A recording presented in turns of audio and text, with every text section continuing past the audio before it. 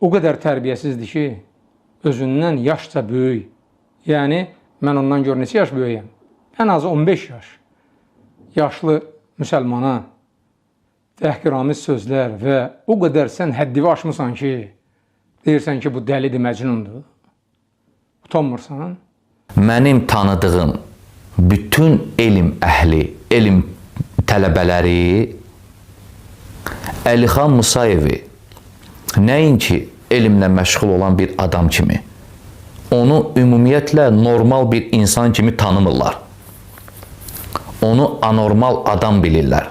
Mənim tanıdığım bütün elm tələbələri. Və ona cavab verməmələrinin səbəblərindən biri də budur. Nəyə görə rədd etmirlər? Çünki deyirlər adam anormaldır, baş qoşmaq lazım deyil, fikir vermirik.